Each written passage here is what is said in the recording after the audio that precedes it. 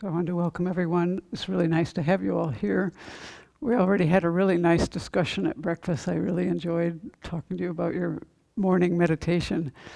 It's really, there's so much to learn about meditation, so I thought I would talk about that a little bit during this BBC, because we have there's a lot of teachings and a lot to learn about meditation, and there's really a system of learning how to go about this. And so as we were saying this morning, we first, kind of the method you might say, is we first hear about things and study them, and then we contemplate them, and part of that is actually trying to figure out the meaning of things.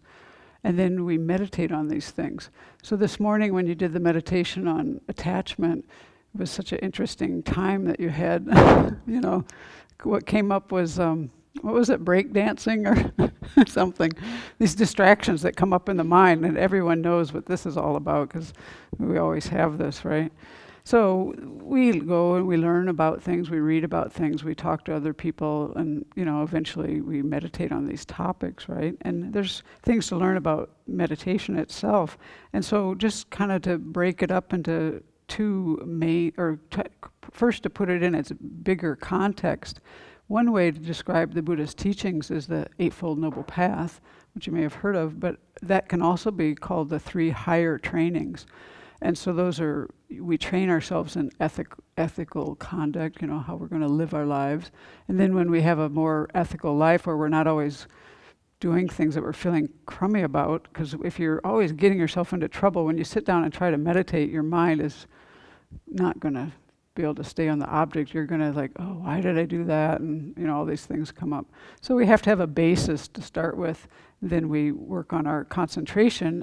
But that's not the end goal. We want it to develop wisdom so that we can actually use our practice to improve ourselves, to transform our mind, and to actually free ourselves and others from all kinds of suffering.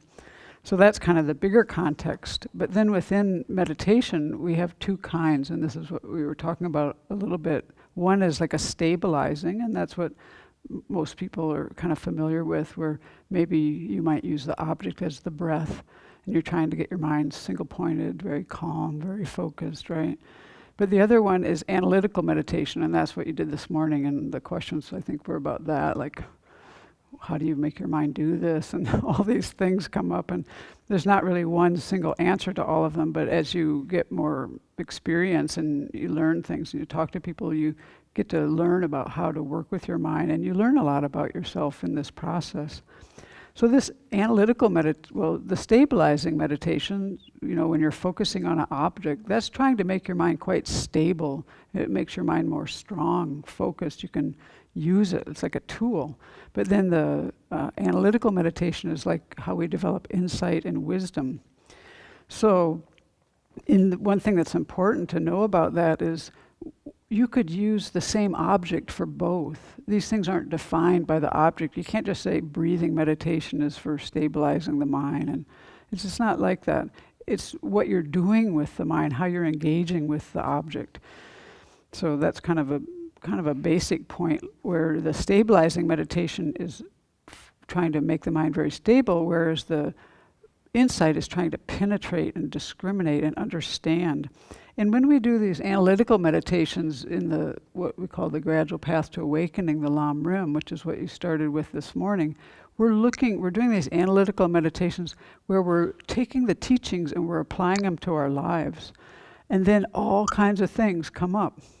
As we were saying this morning, it's like a lot of times you're swimming upstream because your mind doesn't want to do this. It was just so beautiful what you described, is, like my mind kept going to this, and it's like, and then as we explored it, it was like, well, why was that? Well, I'm not so interested in that topic.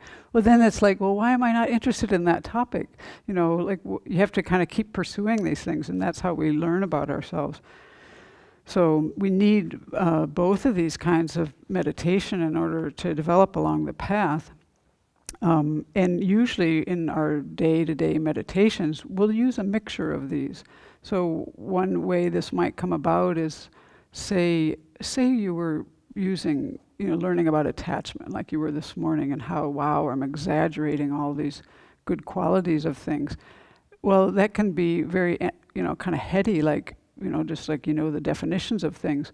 But if you make it more real, like apply it to your life, like we were talking about the cantaloupe this morning, it's quite good, And you could think, wow, this is really good cantaloupe. It's going to bring me all this happiness, right? But then that's the mind that's exaggerating. There's no happiness in the cantaloupe, You can't find it in there. And if you were to continue to eat it continuously, you wouldn't be very happy. So you really can't say there's happiness in cantaloupe, right? But as when these meditations, like when we don't know much about them, when we're in that first phase, that's when it's kind of hardest sometimes. Like, what are they talking about here? First, you have to kind of learn. You can't really meditate on these things till you've learned a little something about the topics. So that's very natural to, it's good to know that. Let's put it that way.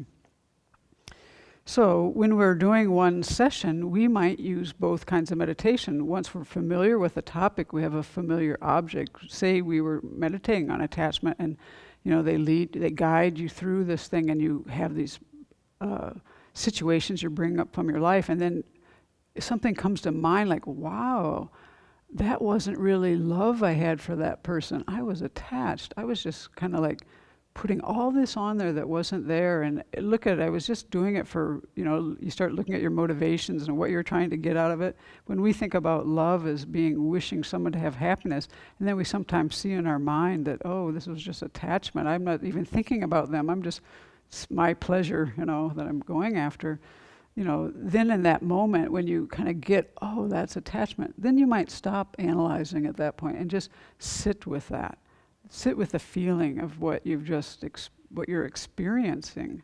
You're experiencing your life in light of the teachings. So that's what we're trying to do in some, just as an introduction to how we're doing these meditations, which we do every day here, and you'll be doing this while you're here. So I'm sure you'll learn a lot more about this while you're here, but that's just a little bit of a start. So you might use both the analytical and the stabilizing meditation in one session. Your object could be the exact same thing, and you're doing it, why? Because you're trying to actually change your mind. You're trying to transform your mind and get rid of anything that's getting in the way of your being able to free yourself and others from any kind of suffering.